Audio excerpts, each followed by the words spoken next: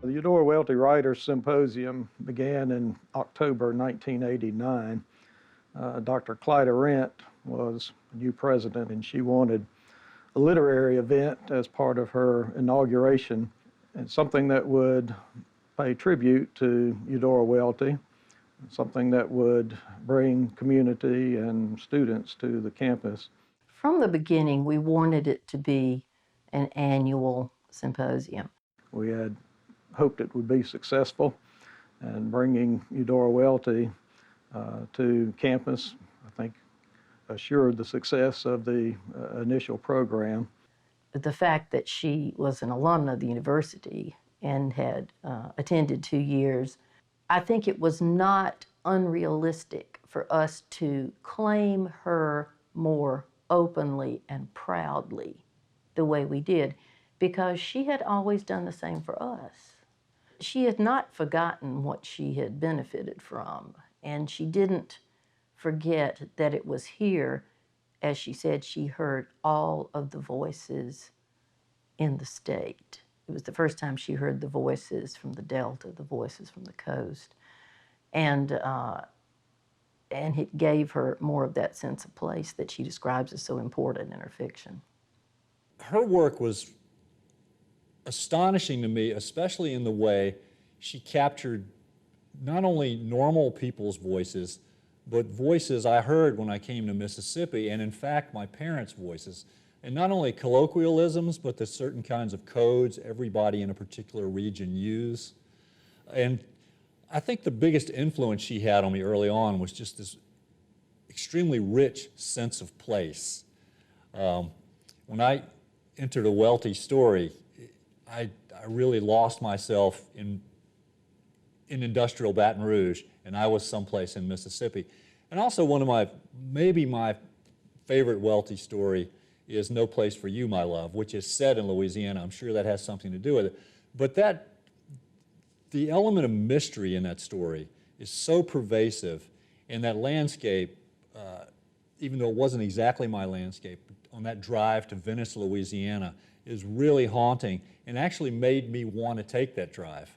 That she was able to create this wonderful world from a small world. You know, you think of, I think of writers, or when I was younger, as living in New York and having to be part of a hustle and bustle. She wasn't like that at all. She did all of this in her house, a beautiful house with a beautiful garden in Mississippi. So that attracted me to her. Her imagery is really good. She was just very true to her times, what she's writing about. I think that you get an accurate picture in her fiction of what the South was like at the time she was writing about it. It is not a glamorized picture, but it's not a very negative picture, too. It is very well modulated. That's what I really like about her. I think she's giving me insight as I read her. I think I have this quote in my last book, The Year Between Us, that Eudora Welty, a journalist, once asked her, how come there are so many writers coming out of the state of Mississippi? And she paused for a second, and then she said, I guess it's because we have so much explaining to do. And the South is like that. You know, there's just a lot of explaining that in a lot of different stories, a lot of different parts of stories, just a lot of history here, many, many tales. The Shoebird was a production of the demonstration school, which was on the campus of MUW at the time. Dr. Rand had wanted to involve demonstration school students in some way in her inauguration. It involved them singing songs. Betty Bryan played the piano. There were speaking parts.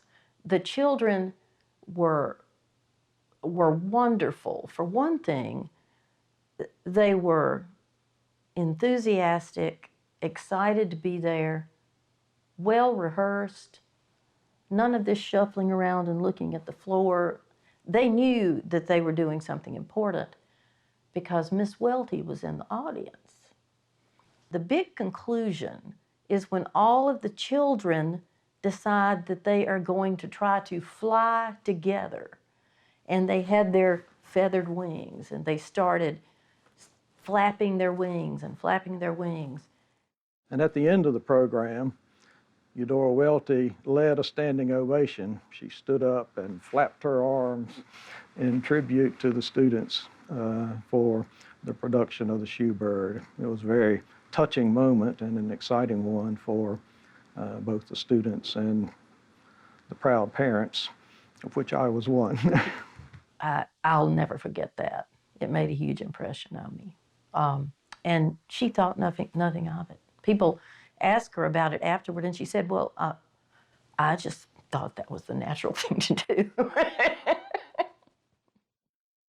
One of the things that we have tried to do with the symposium over the years is to bring in a mix of established writers and new writers. We have a great history of finding great talent in the South. There's lots of great talent out there in the South. We have a good record of finding people early on in their careers who have gone on to be very established writers. So it's been exciting for us. We work hard at looking for young talent because there's a lot of good writing going on out there, and to bring the young writers to campus.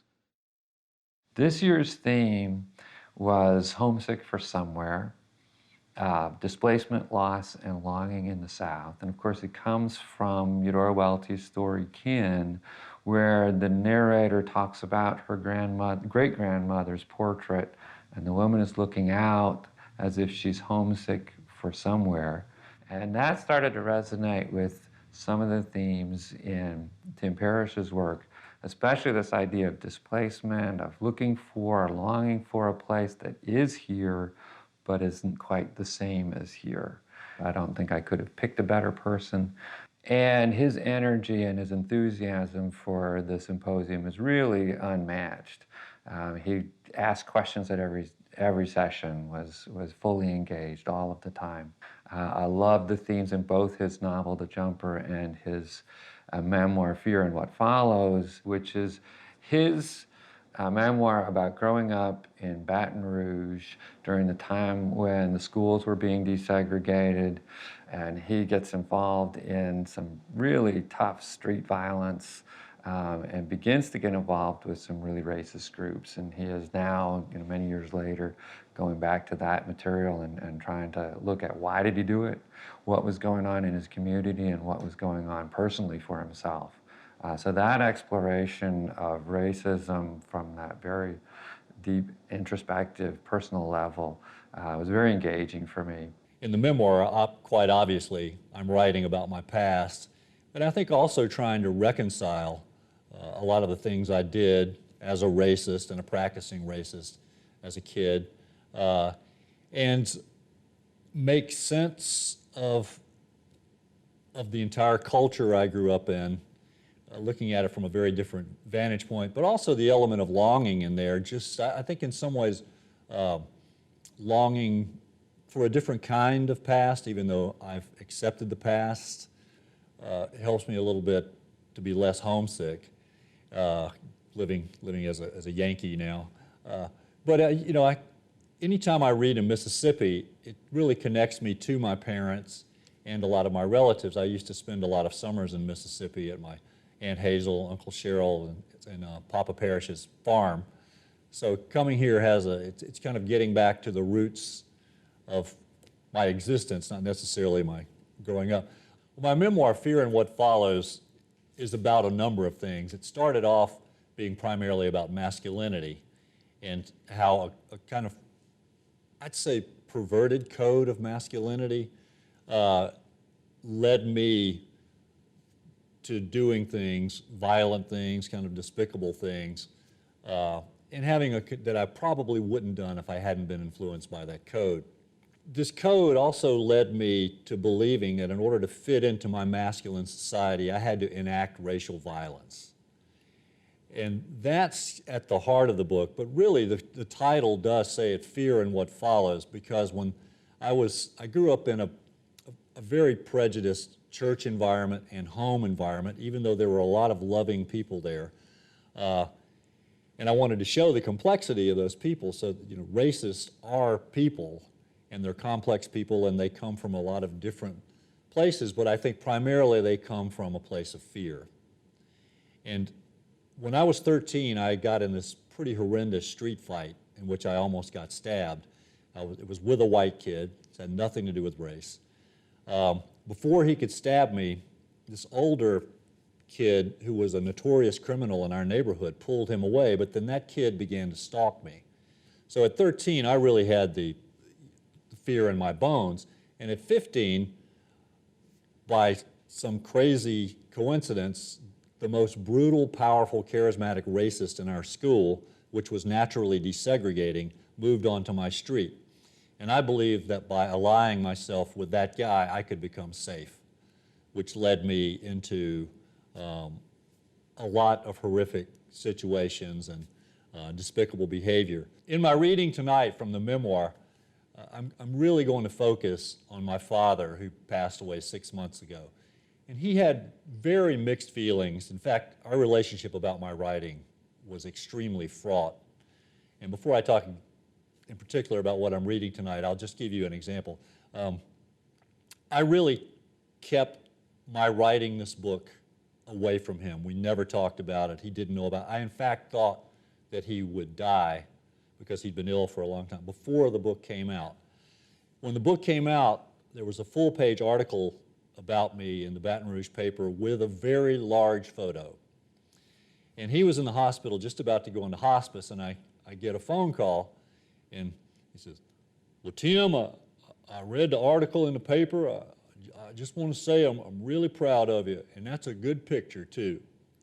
So I was like, "Well, thank you, Daddy. That makes me very happy." And I just wanted to get off the subject because I didn't want to cause him any more pain, and I was hoping, and I don't think he really comprehended what it was about. So the next day on Facebook, I got a post from somebody who worked in the hospital and was a complete stranger to him and somewhat a stranger to me. She had popped into his room and said, "Mr. Parrish, what do you think of Tim's new books?" And he said, "Filth, pure filth." So that sort of summed up the way our relationship about my writing. He was proud that I did it, and I think he was proud of the kind of integrity that I showed in pursuing it and trying to tell my truth, but also he thought it was probably a betrayal to the code of family, and it outed my family and other people in a way that he wasn't comfortable with. Plus, I'm the liberal professor who's betrayed my Southern roots. Tonight, I'm going to focus on a little background about him, what an incredible storyteller he was. In fact, he's the person that made me value stories, made me want to be a storyteller. And the root conflict he had with being a Christian and a very compassionate person one-on-one, but still being a racist when he fell into these generalizations and stereotypes that, of course, he was raised with, but continued to adhere to because he cherry-picked information, which is the only way stereotypes can survive. And then skip way ahead to after the heart of the worst kind of racial violence and confusion I was in, to an event in which I thought I was defending the honor of my neighborhood and a code. It really harkens back to sort of Civil War ideas. I didn't really have any idea what the code was or exactly what I was protecting, except that African Americans were moving into our neighborhood and I was in the middle of white flight. But I thought there was some larger significance in something being taken away from my parents. So I got in this ridiculous fight at school and got suspended, and I thought my father was going to be proud of me. Well, it turned out he not only wasn't proud of me, he took a stand, a very moral stand, that kind of boiled down to do what I say, not what I do, even though he hadn't really said don't do that. But he just carried a kind of moral heft that I knew was at his core when he told me what I'd done was not the right thing to do. And so tonight I want in the reading to kind of give these bookends of my relationship to him as a boy, wondering, okay, how do I take what this man is showing me and use that to become a man, and then how I enacted some of those lessons in a really negative, dangerous way and he still came through and rose above his worst self to find his better angel and pass it on to me. But no matter what the subject matter or tone, darkness and conflicted emotions from whatever source, fatigue from plant work, worry over the future, Christian guilt, often underpinned his telling. Daddy grew up on a Depression-era farm in Mississippi, the son of a volatile man who used a razor strop on his boys whenever they gave him nonsense. When he worried we would turn out wrong, he took a belt to our behinds, but his unreadable sternness and unclear expectations were much worse. And yet the stories defined him, self-deprecating stories about courage, revenge, character, defiance, and mischief. The story of loosening the band on an insufferable supervisor's hard hat so that when he plopped it onto his head, it dropped over his eyes. The story of Daddy popping his own kneecap back into place during a high school football game. The story of Daddy and another plant operator rescuing a coworker knocked out by phosgene gas. The story from his first day in chow line on a new ship. In the latter story, he had been working on Midway and was dressed in a non-standard camouflage uniform when the server refused to give him any potatoes. Fella kept on smart-assing me how I wasn't going to get none, so I just reached over and grabbed his collar and snatched him across that counter. I said, "Boy, you best give me some taters before I whoop your ass." Daddy laughed and held his flat belly. He started going, yes, sir, and give me a big old heap. Word went around I was some kind of commando because of them camouflage clothes, and I got all the taters I wanted after that. How could I see my father as scared? Before I was old enough to understand, he had switched us to a country church 20 miles outside of town. The Southern Baptist pastor in the church 2 blocks from our house had suggested that the church take a vote on whether blacks should be allowed to attend. And even though no blacks yet lived within a mile of our church, and none would have tried to come, just the consideration drove Daddy away. If work allowed, he went to church 3 times a week. He returned thanks to Jesus before every meal, read the Bible often, and demanded we be good Christians so we wouldn't burn in hell. How then to make Christian sense of his worry about ends taking our neighborhood, and his saying that black agitators should be shot dead in the street? When footage of blacks being bitten by dogs and hosed and beaten by police came on TV, his rage heated the room almost as if he were inflicting the punishment. Worst of all, although I wouldn't realize it until much later, he was something close to glad when the Kennedys were assassinated and said of Martin Luther King that he was faking his death and would rise in 3 days saying he was the new black Christ. And yet he would also tell the racially contradictory story about his train trip home from the war, one of the stories that didn't often emerge from his repertoire. His journey from the Pacific had brought him back to California, and from there, he and thousands of other returning servicemen were loaded onto a giant train that would travel for days across the Southwest, Texas, Louisiana, and on, dropping Daddy and the other Mississippians not far from home. The lightness and joy fell away when he told this story, his voice growing serious. We heard they was beating Jews and Ends at the other end of the train. This was a long train, but we hadn't seen none of that in our cars. About the 3rd day, these End boys showed up in our car where they wasn't supposed to be, and they were scared to death. They was going, they's beating people bad back there, and they's working their way down here. His impersonation of their accent was heavy. There was 4 of them, just old farmhands from Mississippi like us. So we put them up in our bunks, even let them sleep in there with us, head to foot, while these sons of bitches kept going up and down the aisle all night, asking if we'd seen any Ends. When we got to Jackson, them boys got off, and they was going, thank you, sirs, thank you, thank you. I didn't comprehend the fearful roots of his fury, but I sensed the contradictions in him as a hum in my subconscious. It was this contradiction between being a man with an urge toward race violence and being a tolerant Christian that would eventually be my struggle. It fit very well with Deborah Johnson's work. Her story, her novel, The Secret of Magic, deals with a civil rights lawyer who comes down to Mississippi after a murder, I guess I can say a murder, on a bus after World War II. A soldier is coming home and is taken off the bus and killed, and his body washes up, and Regina Robichaud, the young lawyer from the NAACP, comes down to Revere, Mississippi, to try to puzzle out who did what and what the truth is behind this death. Everyone seems to know what's going on, but no one's willing to speak that truth. This book opens in October of 1946. And 20 years before this, the author, M.P. Calhoun, had written a book called The Secret of Magic, which was about 3 little children, 1 black and 2 white, and they were playing in a magical forest. Regina had read this book. So when a letter comes, it had been instrumental in her life because it was the first book that she'd ever read that had an African-American, a little black boy, on the cover and throughout the book. And it was a bestseller in its time, a fictional bestseller. And so when the letter arrives from Mary Pickett Calhoun asking Thurgood Marshall at the NAACP Legal Defense and Education Fund to come down and investigate the disappearance of a decorated African-American soldier after the Second World War, she persuades him that she's the one that should go. And this is actually based on history. This part is fiction.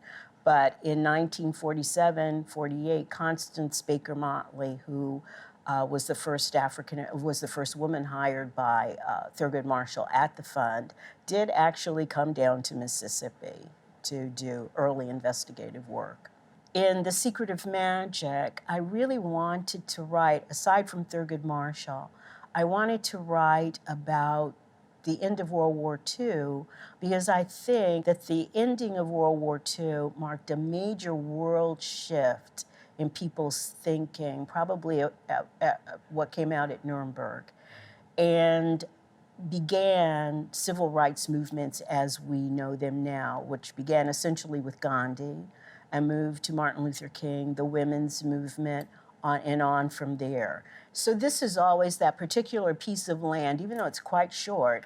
You enter Lowndes County before you enter the state of Mississippi, coming out of Tuscaloosa, Birmingham. And that just so intrigued me. It can't just be an anomaly of the signs, but I always have thought of that little stretch as just a no man's land. And in the book, this is the place where I have Joe Howard Wilson, who will shortly disappear. He is on a courier bus coming from Birmingham through Tuscaloosa, through Aliceville, Alabama, and this bus is stopped there, and men take him off. And the last thing that he sees is he looks up and he sees the trees and he sees mistletoe in them. And his father, who's like his father is like very interested in the trees and everything. And his father had told him that when the mistletoe falls and it touches you, you can make a wish. The men he'd led onto the bus and were now passing right through the white section and coming on into colored only were prisoners. There were red PWs on their belts. Germans, thought Joe Howard, prisoners of war, maybe about to go home just like he was going home. Joe Howard settled back into his uncomfortable seat. He didn't see how these men had a thing in the world to do with him until they stopped, until he heard the guard say, "You coloreds get on up, give over these places to these here men." All around him, Joe heard the slow shuffle of people gathering their things to move. A woman groaned to her feet behind him. Across the way, an old black man reached for his pine cane. Even Manasseh, who had not budged even to go to the bathroom, started gathering his lard bucket together, started shuffling, started to obey. Joe Howard could not believe it. He could not believe it. You want us to get up and give our places that we paid for to some German prisoners. The guard's face flared into a mottled map of angry affirmation. Could this be a black man talking back to him? Yes, he damn well did want that. What I want, he said, talking slow now and loud, is for you niggers to get up and give these here places over to white men. When he said them, the words sounded as reasonable and as inevitable as the fact that the sun would rise again in the east the next day. It was just simply the way things were, the way they had always been, the way they were always going to be. "I'm not getting up," he said, as he actually jumped to his feet and stood there, blocking the way with his uniform. "And nobody else back here is getting up either, not for some Nazis." The other deputy came up behind him fast. He stared at Joe Howard, at his uniform, at his bars, at his medals. "Well, look-a here, Leroy," he began. Maybe. Compromise was in his voice, but the man called Leroy was having none of it. "I said, 'Move aside here, nigger. Give those white men your place.' And I said that I'm not moving, and neither is anybody else." Each word clear and distinct, and with the feel of his friend Elsie's blood fresh on him again, the warm iron smell of it, the sticky, drained life. Joe Howard felt those always near tears well up in him, threatening his eyes, threatening him, just like they had so long ago on the streets of Atlanta, and just like they would always. It was the tears that told him that the war, his part in it, the long horror of it, hadn't changed one thing. By now, all the white people had turned around, and they were looking too. Joe Howard saw the one he thought he knew, Miss Anna Dale. It was her, a prim lady in a lace collar and a polka dot dress and a green hat with lilacs blooming on it, with a polished gold star pinned to her ample bosom. He saw all of that now. She stared at him with dark, deep eyes. Joe Howard heard her whisper, "Oh dear."